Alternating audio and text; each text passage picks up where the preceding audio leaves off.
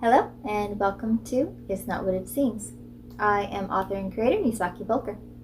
Today's tale ponders that age-old question of why sailors believed women were bad luck if they were brought out to sea.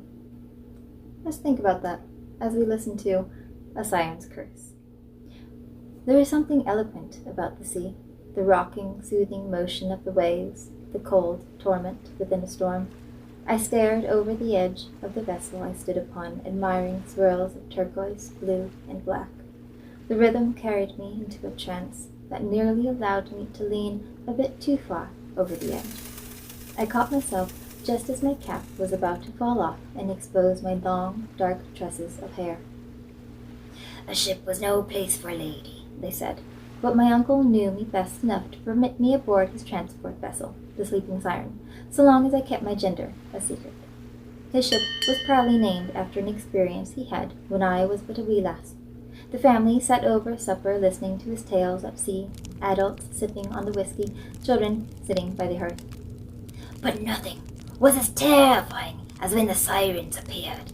Beautiful they were, their hair bleeding in with the sea foam, eyes glistening ethereally on the moonlight. My half-drunk uncle leaned forward over a candle, which surely should have caught his red whiskers of fire. They came suddenly. No one made a sound.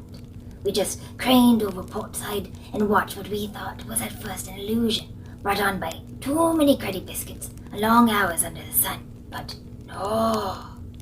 He stopped to take a long swig from his metal cup, always one for a dramatic pause. He wiped away the remaining dampness from his beard, then began again. They smiled and began their song, their call. The fish women were on a hunt, but we didn't realize it yet. What did he sound like? I asked, wide-eyed and full of attention. The other adults quietly laughed, but I could feel he was telling the truth. Have you ever stood in a forest and heard the wind rustle through the trees? When reeds whisper screams. Imagine that with the most angelic choir voice you had ever heard on a Sunday. It was haunting, a sound I've never heard even close to again, and it rose in volume as their numbers increased. How many were there? It was hard to tell me, bunny lass. They made quite a stir and didn't stay still for long. Their skin blended in with the various shades of shadow. One mate eventually jumped into the water, which is why I'm still here. The splash woke some of us out of the trance. Two more hastily followed without hesitation. My captain at the time did the same, but I grabbed him by the collar. My uncle acted it out with overzealous actions and gave him a slip. Once he came back to us, it was full speed ahead without hesitation. I sat still for a moment, thinking about his story, when one of my cousins asked, "What happened to the men who jumped in?" My little lips parted in anticipation. Uncle cleared his throat and shifted his gaze. They went straight down to the depths. Best you believe they got eaten in a frenzy, too far down for us to see. All right, that be enough. My mother scooped me up with eyes wide and mouth agape and carried me off to bed. That night, my dreams were filled with eerie melodies, translucent fins, and wispy hair. "Daniel!" my uncle called to me, and gestured that he needed help with the lanterns. On ship, he never called me Daniela. "Light us up, will ya?" "Aye." I turned away from the edge to make my way across the deck to the main cabin, where supplies were kept.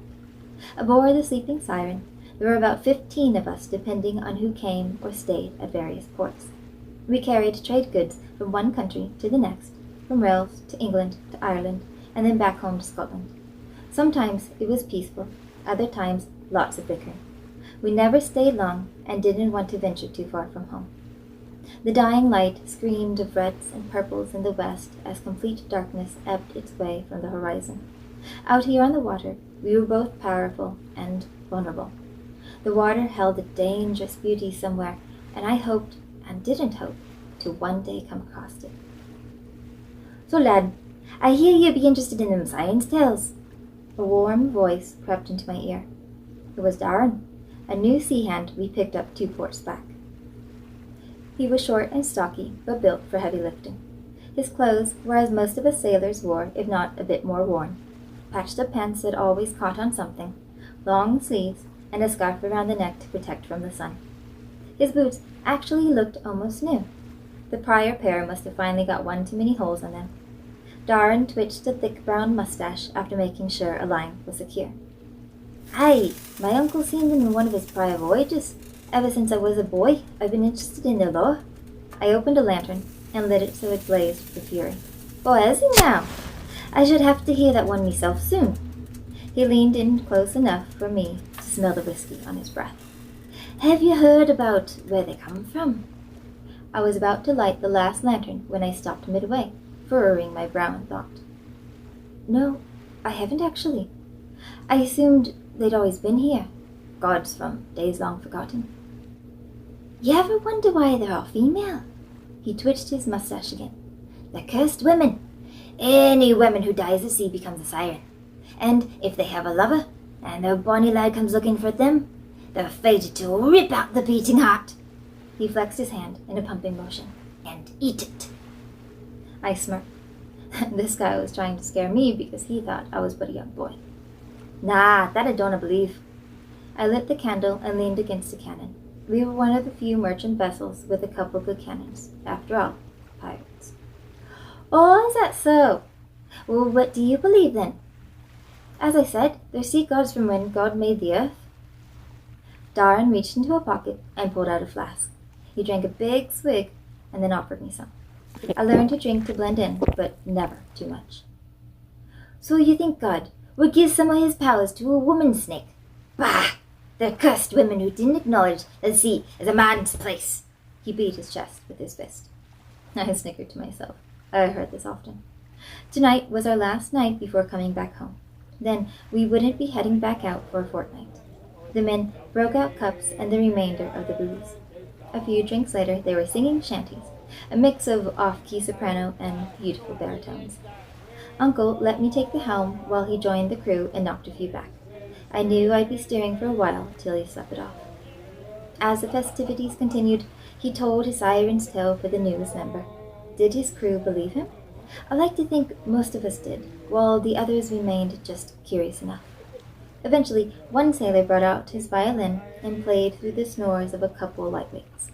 The waves tonight were smooth, without the need for much guidance. Quiet, still candles flickered below on deck, like dancing fae to a mournful tune played on strings. Slow, methodic, the gentle rocking and beckoning melody began to entice me. It seemed to grow in volume, layer upon layer of sounds that I could not explain, but did not care to try and understand. Suddenly, I tripped over my own 2 feet and down a few stairs, planting myself flat on the deck below. "What the bloody—" I stood up quickly, embarrassed at my clumsiness. I realized in that moment that the sounds I was hearing were not ones made by my shipmates. The violin stopped long ago. Now dainty feminine voices rose from below. They were many, but heard as one sound. The song, filled with a longing intent, grew in volume through the water. It pulled at me as one glides across ice during a bitter winter. I looked around and saw Darren near the edge.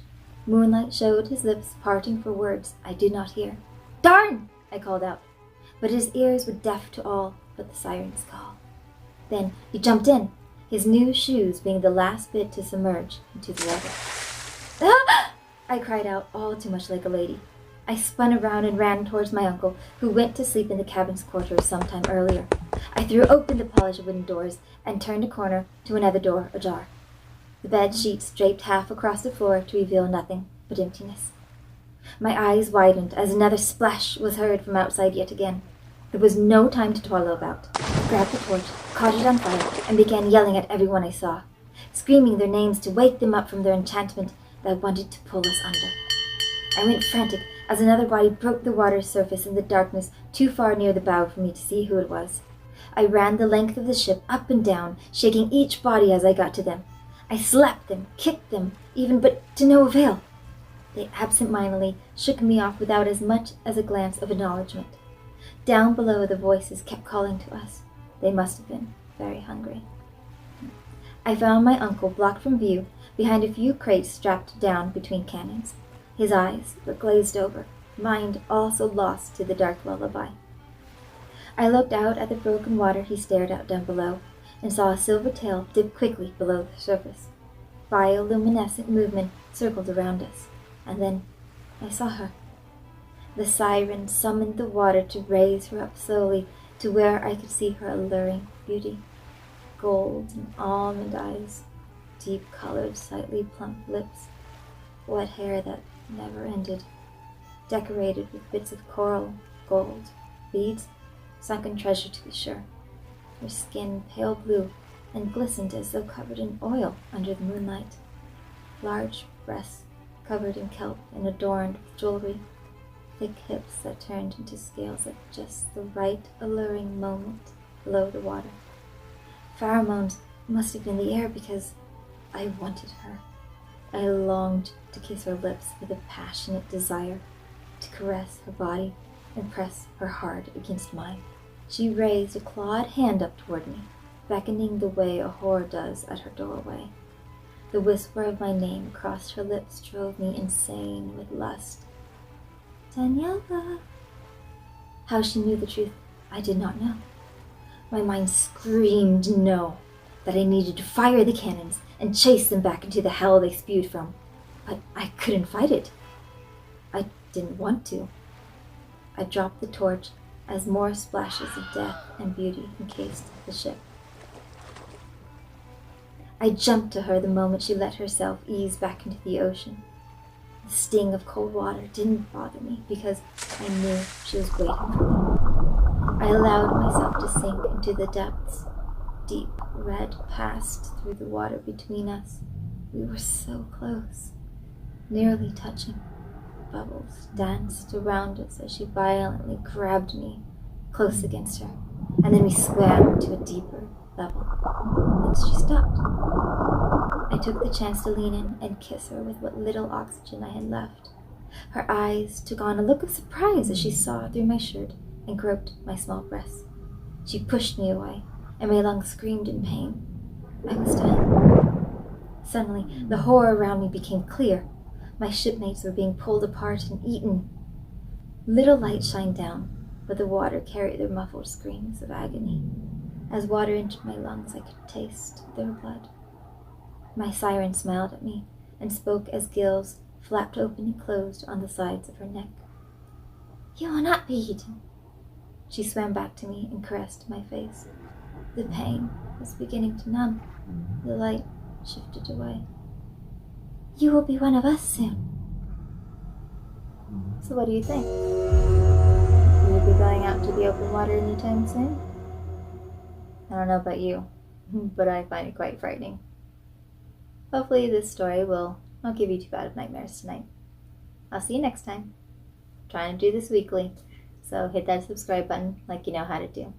And remember, if you see something out of the corner of your eye, it might not be what it seems. Bye.